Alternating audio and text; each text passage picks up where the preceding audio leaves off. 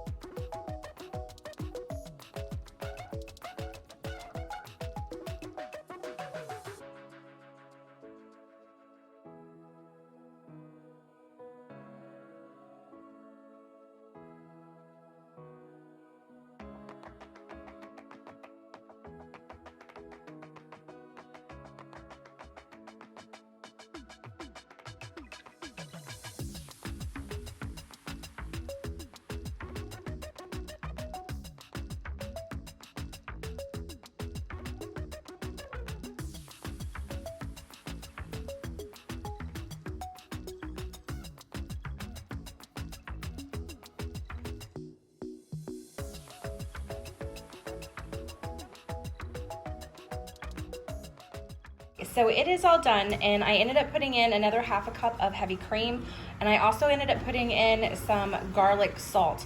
Felt like at the end it was extremely bland, so it needed a little bit of extra oomph, and we also like things a little bit spicier. I didn't add any red pepper flakes. That would have been really good as well, but we're gonna keep it as it is because the littles are gonna be eating this as well.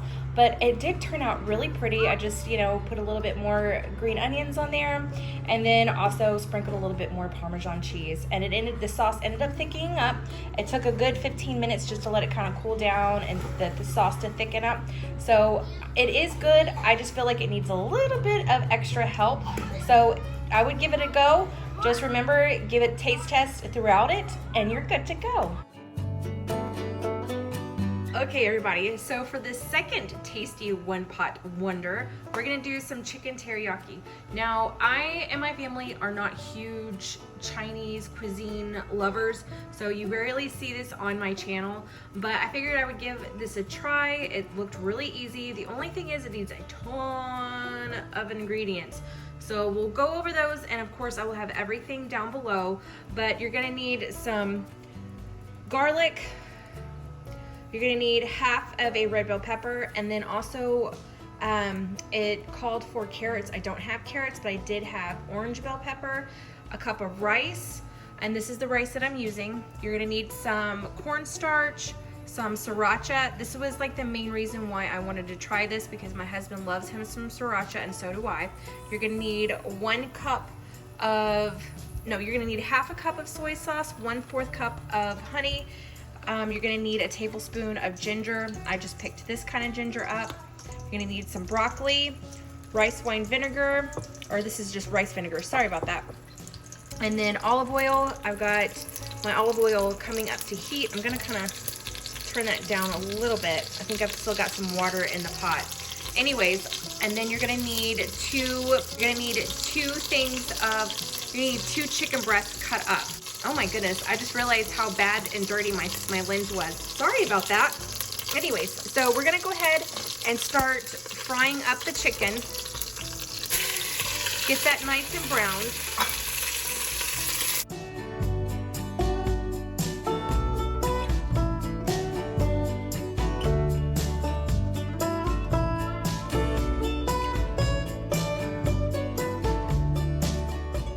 I'm gonna put in 2 cups of the water. I'm gonna reserve 1/4 of it for the sauce at the end. Okay, and now goes the rice. Give that a quick little stir, and then I'm gonna cover this and let it simmer on kind of medium-low for 15 minutes until the rice is done.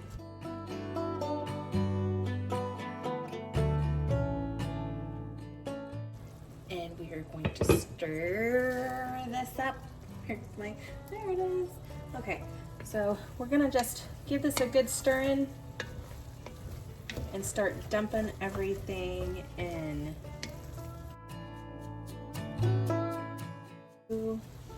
Everybody's gonna hate big chunks of broccoli. I'm gonna love it. Okay, and then the bell peppers. There we go. I'm sorry if you can hear my dishwasher. If you're new here, you're gonna come accustomed to it because I do dishes 24/7 every day of my life. Dishes. So a couple of dashes of some rice vinegar. Whoa! That came out way too much. Oh man. Oh, I hope that doesn't ruin it. Okay, and then soy sauce.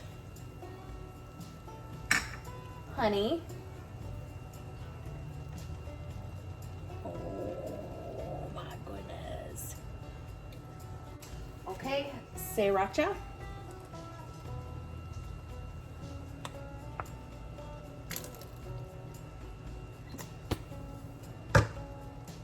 Give that a good stir in. Okay, and then the 1/4 cup of water with the 1 tablespoon of cornstarch to thicken everything up. Okay, we're gonna let that just sit for a couple minutes to let the broccoli kind of cook down a little bit, and then we'll be plating it up. Okay, I just tried it, and it is absolutely fabulous. Even with the faux pas of the rice vinegar, a little bit too much of it, but it is absolutely wonderful. I hope you try this very quick and easy recipe. There is a little downside, like I said in the beginning, that there is a ton of just different ingredients that you have to use with this, but it comes together really quickly. So this was done literally under 30 minutes. So definitely give this one a go. It is delicious, and let me know if you give it a try or what other chicken teriyaki dishes you like to do. So we'll see you tomorrow for another tasty one-pot dinner. Okay, everybody, so this is the last recipe that I picked out to try out the Tasty website meals, and I decided to try out the Fajita Chicken one-pot pasta. This looked right up our alley. We love any kind of Tex-Mex food, so this is what I have. I've got 3 chicken breasts. They were kind of on the smaller side, chopped up. I've got half of an onion. I've got 1 poblano pepper. The original recipe called for a green bell pepper. I prefer poblano peppers over just regular green bell peppers. I just think they have a lot better flavor. I've got 1 yellow bell pepper. I'm having to just kind of make do with what I have. I've got some cubed pepper jack cheese right here. I've got some sliced pepper jack cheese if I need it. And then I also have some Monterey Jack with jalapenos shredded cheese. The recipe calls for 1 cup of shredded pepper jack cheese. The recipe also calls for penne pasta. I don't have any more penne pasta, but I have some rotini, so that's what I'm gonna use. And then also it calls for some red bell pepper. I don't have another red bell pepper. I already used it up in the last recipe, so I've got some roasted red bell pepper, so I love these. And then some cumin and chili powder and garlic powder. I love these 3 things together. And just some, let's see, sea salt and then regular black pepper. And then the recipe also called for 5 cups of milk. That seems a lot.